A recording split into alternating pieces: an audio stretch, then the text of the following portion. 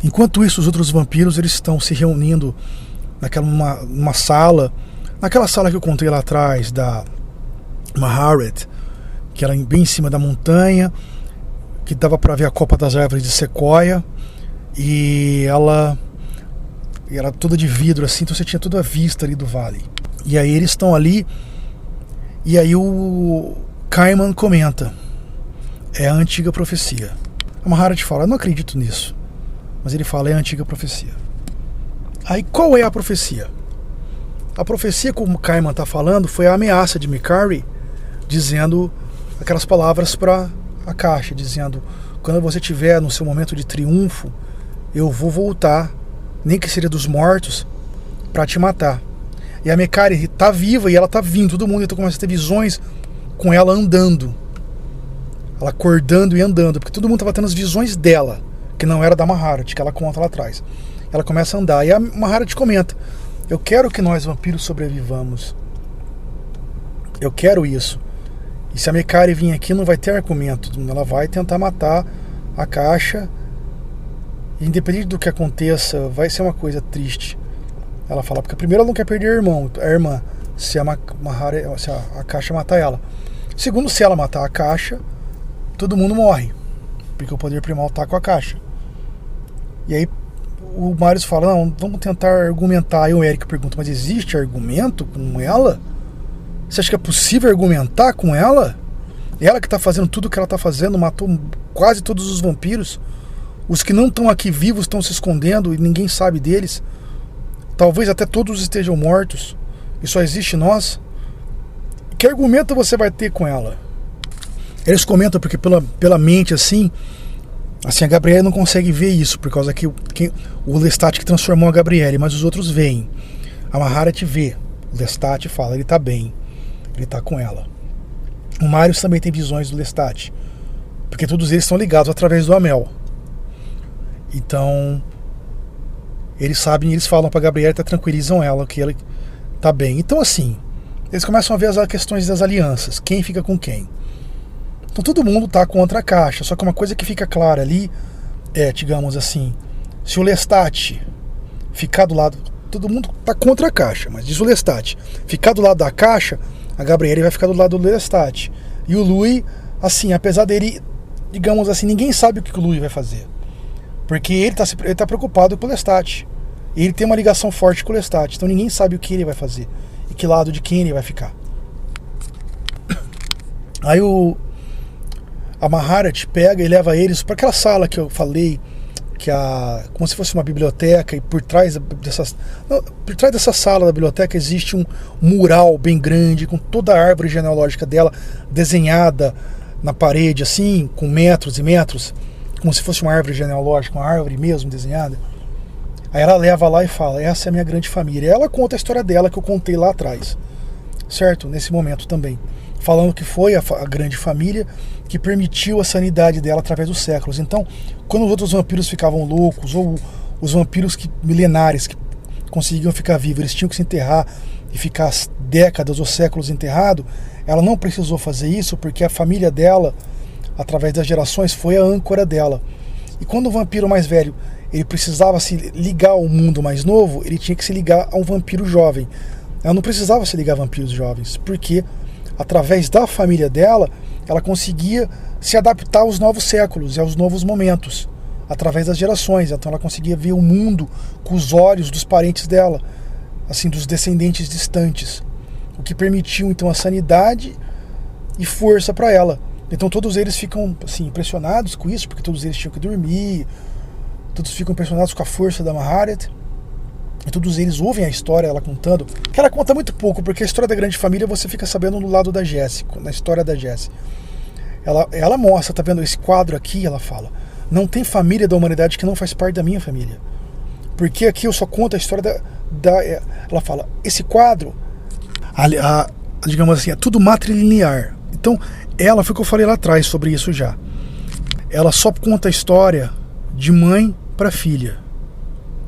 Assim, vamos supor, a mulher teve filhos, a mulher que ela conta como descendente dela, ela vai contar a história dos filhos, só que os filhos dos filhos ela não vai contar, Ela só conta aí, digamos assim, dos filhos da outra mulher que ela considera descendente dela, também ela considera e conta história.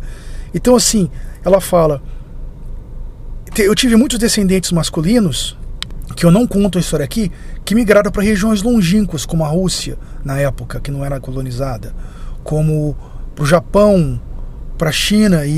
Então, não existe família da humanidade, ela conta, que não faz parte da minha família. Então essa é a grande família, ela mostra. Na verdade, a grande família é a própria humanidade. Aí todos os vampiros ficam aquele jeito de sim, a humanidade tem que ser preservada. Porque eles sabem o que a Caixa está fazendo, porque eles são ligados. Então eles conseguem ver na mente do Lestat, da Caixa, o que ela está fazendo, principalmente na mente do Lestat, que ele também não tenta esconder. Então eles ficam tipo, sim, o que a Caixa está planejando fazer não pode ser feito, não podemos aceitar. Mesmo que a nossa raça seja extinta, mesmo que nós deixemos de existir, não podemos deixar que a humanidade deixe de existir por nossa causa. Também conta, passando nos noticiários de televisão, que aconteceu tipo casos de alucinação coletiva na cidade da Bangladesh, que aconteceu isso, no Haiti, e que aconteceu isso também lá no Himalaia. Aí de repente os vampiros assim mais velhos, todos eles estão sentados na mesa de reunião. Aí todos eles ouvem, sabe? Assim, todos eles param e olham pro lado, assim, como se estivessem sabendo o que está acontecendo. Os mais jovens, que isso você está vendo na visão da Jessie, não sabem o que está acontecendo. Aí eles começam a olhar, assim, aí eles colocam a mão na orelha, digamos assim, que é o som da Caixa vindo. Só que quem entra primeiro não é a Caixa, quem entra primeiro é o Lestat. Ele vem voando, ele entra, digamos assim, aí eles vão receber o Lestat, aí ele entra, digamos assim, por uma porta que eles abrem lá, aí ele vem entrando pelos ares. Aí quando ele entra, a Gabriela e o Louis abraçam ele, daí o Marius vai e abraça ele, o Armand abraça ele,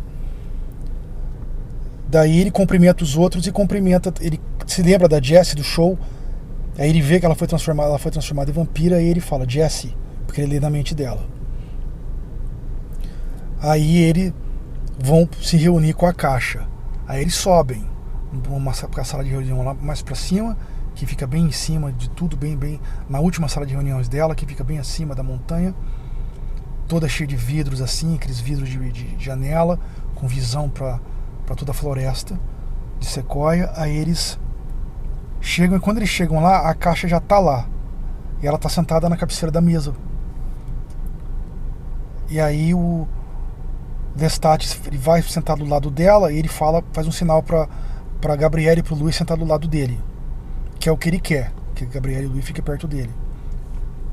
Aí os outros se arrumam. A Maharet senta do outro lado da cabeceira, com o Eric, o Mael e a Jessie. O Marius e a Pandora sentam no meio da mesa. O Armand e o Daniel sentam mais perto da Maharet. O Santino se senta do lado da Pandora. Daí a Caixa conta o sonho dela, o que ela quer, que eu falei já, que é matar todos os homens, a maioria dos homens, e um mundo onde eles possam reinar. Porque eu não vou repetir aqui. Daí todos eles ficam assim. Aí a Maharet olha e fala: essa ideia é primitiva. Ela fala: violência gera mais violência. O que você vai causar de fato? O que você quer com isso? O que você quer ganhar? Você vai matar as pessoas.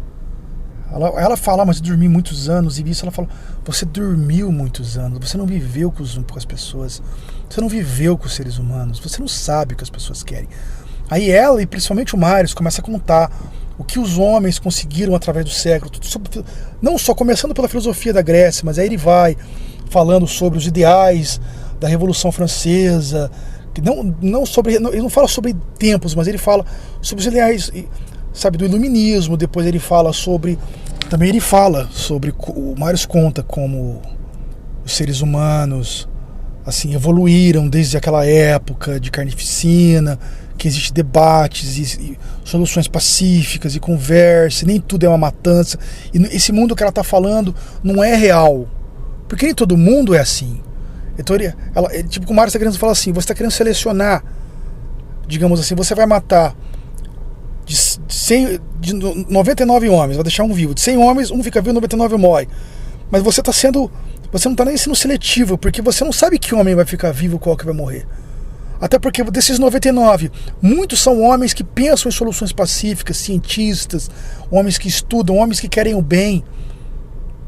Você não está pensando nisso, você simplesmente está fazendo ao bel prazer. De 100 homens, um vive e 99 morre. E outra, ele falou, você não quer um mundo onde vai ser bom, você vai ter um mundo de controle, onde você vai reinar e controlar com mão de ferro o mundo e vai gerir com mão de ferro. Não vai ser um mundo onde as pessoas vão ter livre escolha. E todo mundo fica contra ela. Ela fala, todos vocês estão contra mim? Ninguém me apoia. Ela fala, Pandora, eu vejo que você... A Pandora fala... Pandora é muito como Gabriele. Ela fala, eu abandonei a minha humanidade muito tempo atrás. Eu não vivo como pessoa. A Gabriela nem fala nada, porque ela já sabe disso. Pela mente do Lestat. Aí ela olha pro Santino e pro Armand. Olha, vocês dois que fizeram parte dos Filhos das Trevas. Aí até o Santini fala, então vai ter um lugar para nós nesse mundo que você vai criar. Claro, vocês vão ser meus anjos. E olha que para vocês que seria bom, ela fala pro Armand e pro Santino, porque vocês que foram filhos das trevas, vocês que viviam para as normas e para as regras dos filhos das trevas. Ela fala, você, Santino, que viveu em Roma, na sociedade de Roma por séculos, e você, Armand, que fundou aquela sociedade de filhos das trevas em Paris, e viveu lá por séculos, escondido nos cemitérios, criando aquelas regras. Vocês não querem viver num novo mundo? Onde vocês não vão precisar mais se esconder, onde vocês vão reger o mundo comigo? E onde vocês vão ter novas normas e regras dadas por mim? O Armand não fala nada, ele não demonstra. Ele não demonstra sentimento nem nada, ele fica sério, não tem reação. E o Santino, ele dá a entender que ele não vai fazer isso, ele não quer participar disso. Que assim, talvez poderia até interessar, mas não compensa a matança, a chacina. Aí o Marius, ele se aproxima da Caixa, ele fala, Caixa, dá mais tempo pra nós então. Dá mais tempo pra gente mudar. Ele se aproxima dela assim, como se fosse assim, tentando pegar nela. Ela zomba dele, mas ele vê que o próprio Marius, ele se magoa com isso, mas ele sabe que ela de alguma maneira tem um sentimento por ele, porque ele cuidou dela todos esses anos. Então o Marius fala, a Caixa, então faz assim, dá pra gente mais 100 anos. Dá pra humanidade mais 100 anos. O que é pra você mais 100 anos?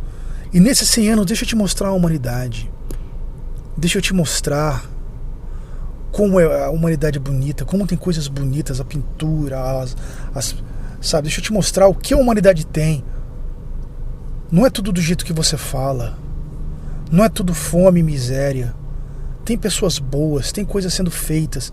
E as coisas boas são feitas não é com violência. As coisas boas são feitas por pessoas que tentam resolver as coisas e soluções de maneira inteligente. Aí ela dá risada, fala, Marius, você é um filósofo, tipo assim, sabe? Até ela fala, por que eu vou ouvir você? O que você sabe de mim?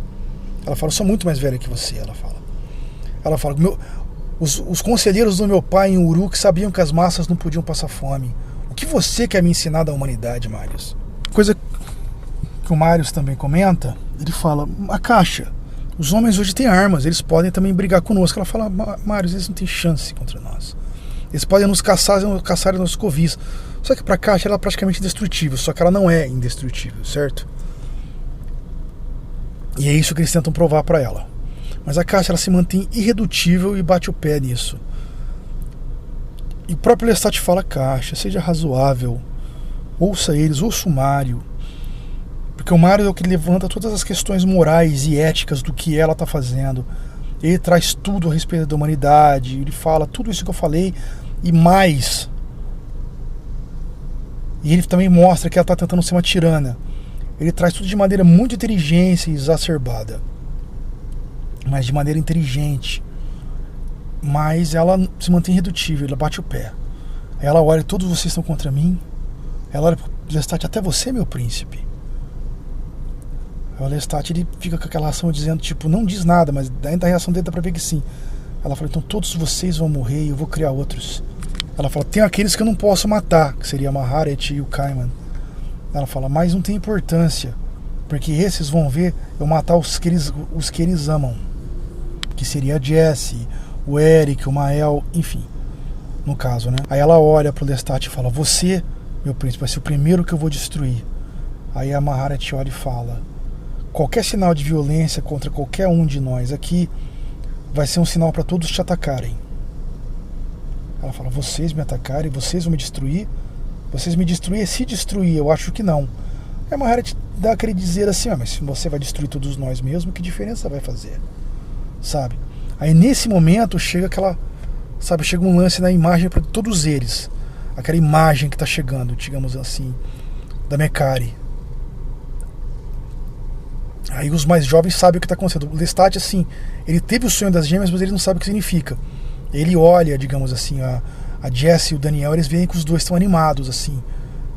Aí de repente a Mekari chega e entra na porta.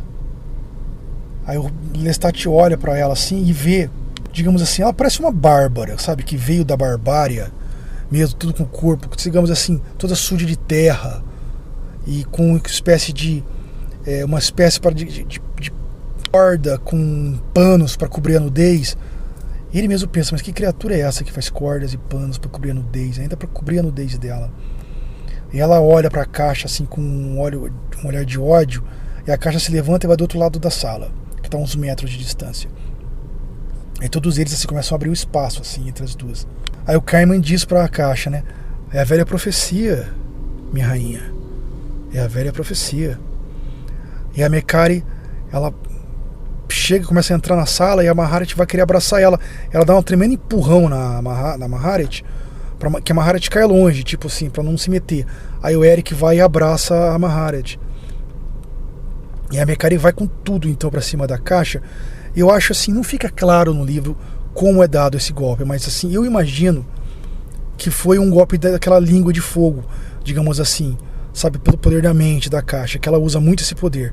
Porque a Mekari leva como se fosse um empurrão, mas eu não acho que foi físico. Eu acho que a caixa atacou ela com um empurrão pela mente. Ela usa a mente. E a Mekari cai para trás, mas ela se levanta muito rápido. E ela parte com tudo para cima da caixa, pega a caixa, assim, digamos assim, pega o corpo da caixa e joga no vidro. E começa a jogar no vidro assim, e de repente ela, como se fosse, joga o pescoço da caixa no vidro. De repente, assim, a caixa tá sem cabeça, tá ligado? Muito massa. Fala, arranca a cabeça do corpo da caixa. Só que assim, a caixa não morre aí, porque a caixa tá toda a essência do Amell. A essência principal. É onde ficava o núcleo do poder. Daí assim, o corpo fica mexendo assim, tá ligado? Andando assim, meio perdido, é muito louco. E a cabeça olhando, sabe? Assim, olhando pros olhos. E ela joga a cabeça no chão. E a cabeça fica olhando pro Lestat, os olhos ficam olhando pro Lestat. Tipo, o Lestat, assim, o Lestat, eu acho que ele sabe o que ele tem que fazer. A caixa não ia morrer aí, ele tinha que pegar a cabeça e colocar no corpo. Só que o Lestat não vai fazer isso. Porque ele não tá a favor das ideias da caixa de como eu posso dizer, uma chacina pela humanidade. Ele não tá a favor disso. Então ele deixa. Aí a caixa fica, sabe, olhando o Lestat ainda assim, como se ele fosse o traidor. E o corpo tentando pegar a cabeça, tá ligado? Uma cena muito louca. Procurando, muito louco. E ela olhando pro Lestat, assim, os olhos olhando pro Lestat. Tipo, você não vai fazer nada, mas ela não fala nada. E aí o Lestat começa a apagar. Aí a Maharet e a Mekari se abraçam, como se fosse assim, ao final, certo? Elas duas se abraçam. Aí o Lestat começa a apagar, tá quase morrendo.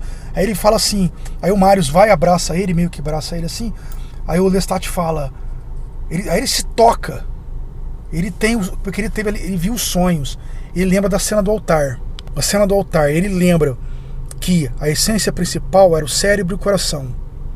E aonde está o poder do Amell, o cérebro e o coração. Aí ele vira e fala, é o sonho das gêmeas. O coração e o cérebro. O coração e o cérebro. Tem que comer o coração e o cérebro. Aí o Mário saca, ele fala, sim, isso é o ritual fúnebre. Aí ele fala, Maharet tem que comer o cérebro e o coração. Aí é muito massa essa parte, meu. Tipo assim, elas arrancam, tá ligado? O coração da caixa. E eles arrancam o cérebro. É um barato que a caixa não morreu, cara. A caixa tá olhando. Tipo assim, o coração ainda batendo na mão delas, assim. E não mostra isso, mas não diz que tá batendo o coração, mas você sabe que os olhos da Kátia estão olhando pra Mekari e pra Maharet, assim, os olhos olhando. Então você supõe que o coração tá batendo ainda. Uma cena muito louca. E ela olhando, elas arrancarem o cérebro dela, e ela olhando pra Maharet, pra Mekari. E aí a Mekari coloca o coração, engole o coração, e a Maharet joga o coração também na boca da Mekari.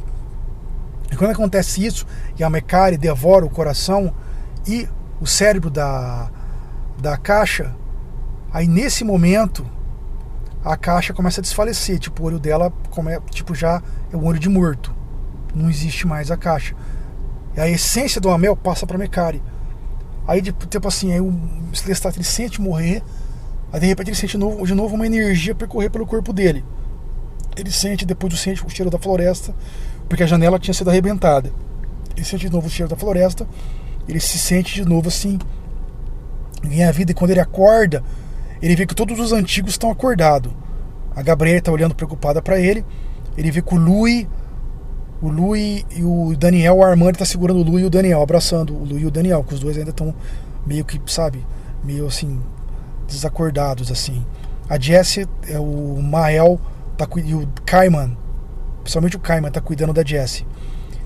E porque na verdade a Jessie também é descendente do Kaiman, né? E ele fala pra ela nos momentos que ela é filha dele também, ele considera ela de filha. Então a Jessie é descendente do Kaiman.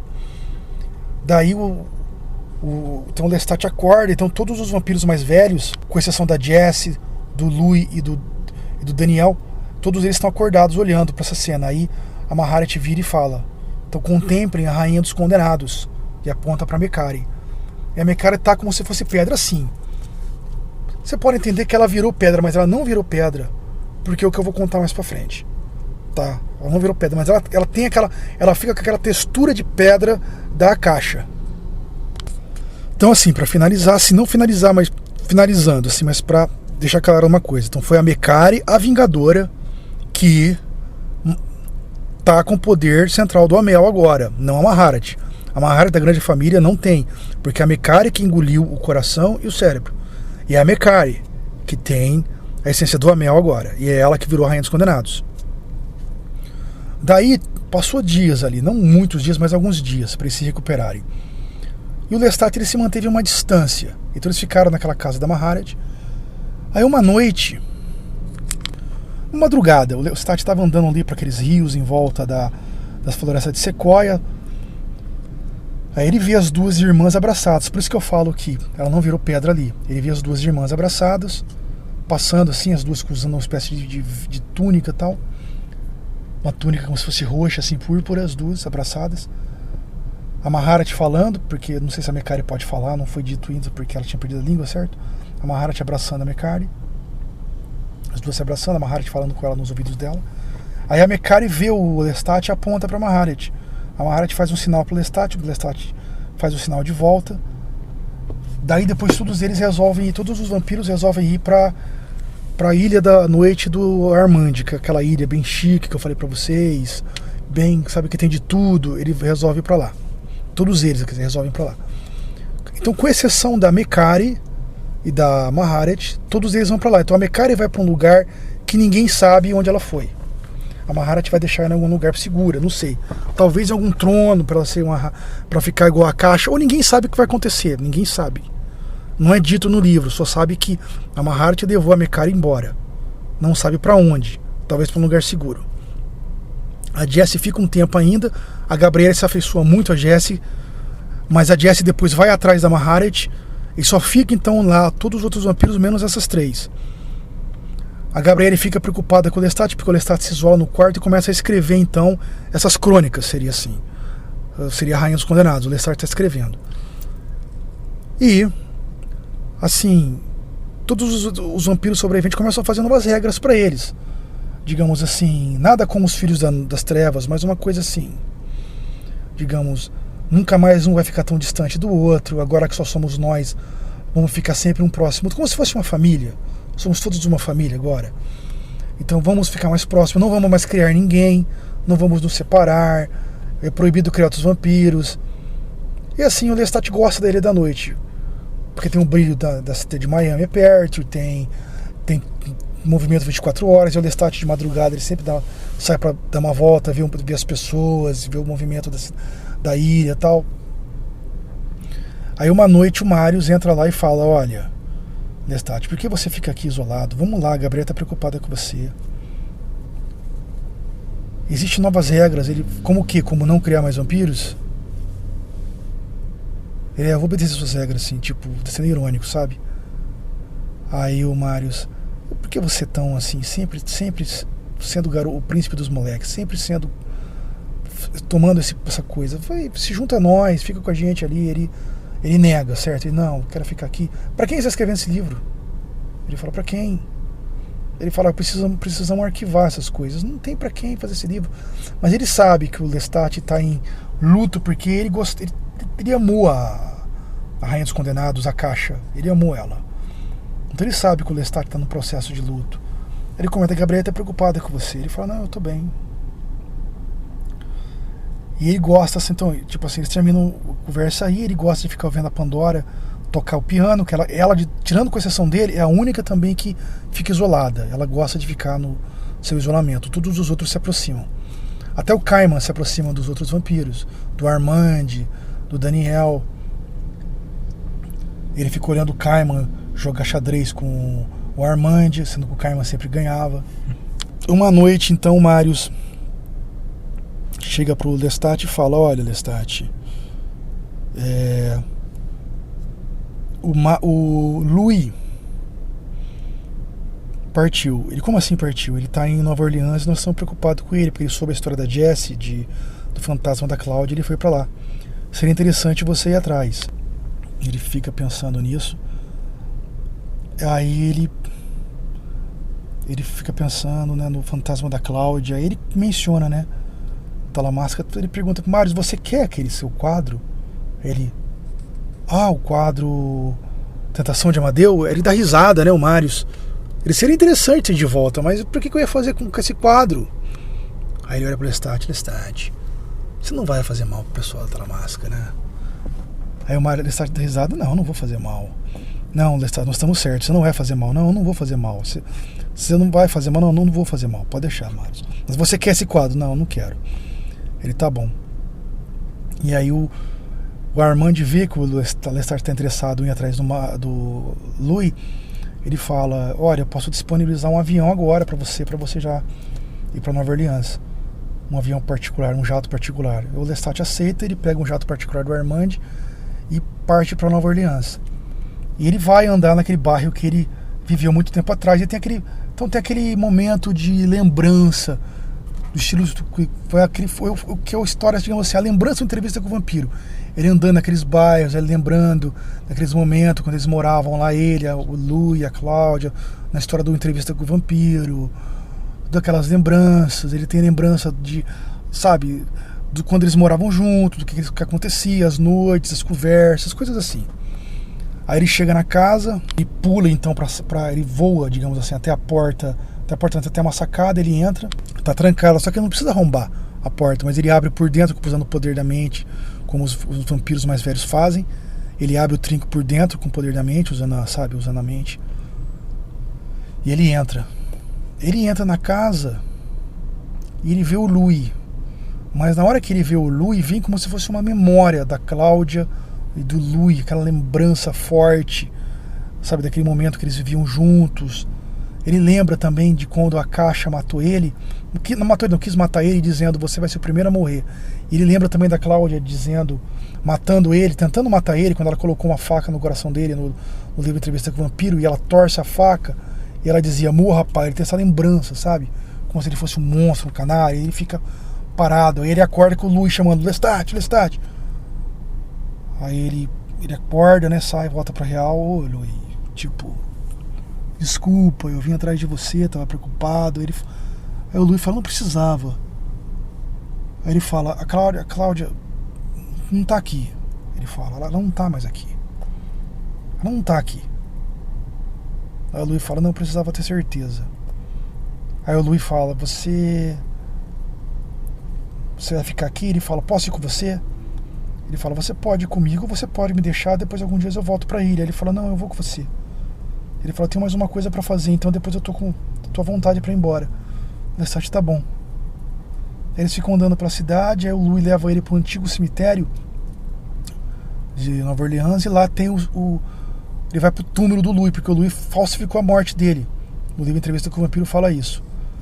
Então ele vê o antigo túmulo dele, ele fica olhando, e aí o Louis fica olhando o túmulo dele.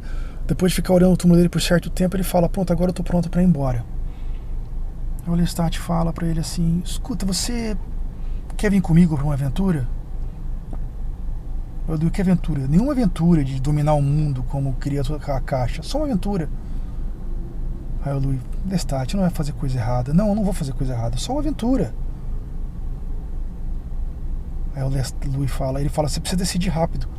Aí o Louis fala, o sol tá pra nascer, não faz diferença, você vai comigo pra aventura? E ele, eu vou. Aí o Louis, digamos assim, ele pega o Louis, testa um pouco o peso do Louis, ele pega o Louis assim, como se fosse abraçando o Louis assim, ele voa. Sabe, sai voando. O Louis assusta, porque ele nunca viu esse poder.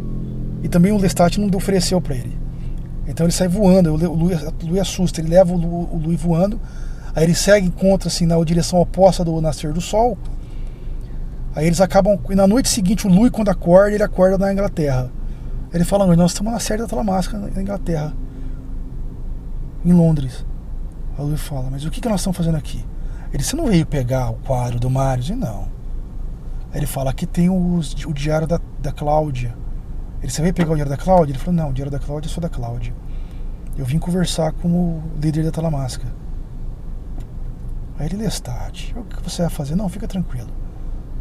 Aí ele pega o Louis e ele atravessa um lado, digamos, como se fosse um prédio, estilo medieval, mas de um lado de uma torre até uma outra torre. Ele leva o Louis voando de uma torre até outra torre.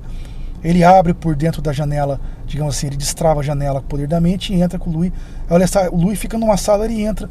Ele tá para entrar numa sala que o David Talbot tá fazendo anotações. O David Talbot, quando olha o Lestat, ele assusta, ele fica petrificado de medo. E aí o Lestat, me desculpa, eu posso entrar? Aí o David Talbot se arruma e, por favor, ele admira isso, porque ele sabe que o cara tá petrificado de medo.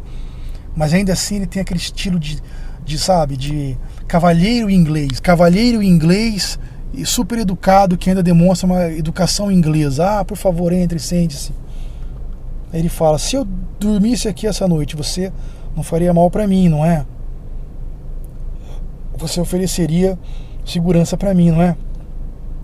Ele vê na mente do David que sim. Aí ele pensa, ele tem uma espécie de... Ele tem sim, ele pensa, ele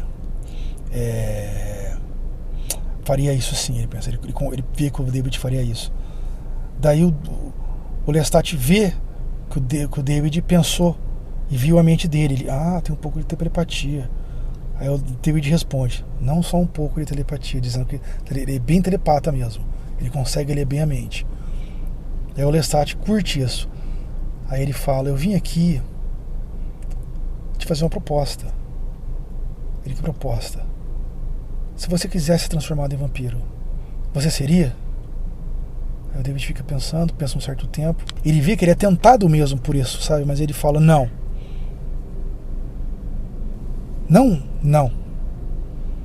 Não faria isso. Aí o Lestat, então, ele pega um telefone de um advogado, fala de Paris e fala, esse advogado está em contato comigo.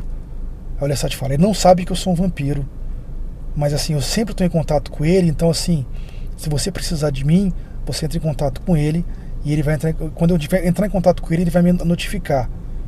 E com certeza você deve ter ele nos seus arquivos da Talamasca. Aí ele pega o telefone e fala, mas pra que você está me dando esse telefone? Pra caso você mude de ideia, queira ser um vampiro. Não, mas eu não vou mudar de ideia. Você não sabe amanhã, você pode se machucar, você pode ficar doente, você pode... Enfim, o que acontecer, tá aqui a oferta. Porém, eu não dou certeza que eu vou realmente transformar em vampiro. Não dou certeza. Talvez eu te transforme, talvez eu te transforme. Mas o que vai acontecer, nós vamos conversar.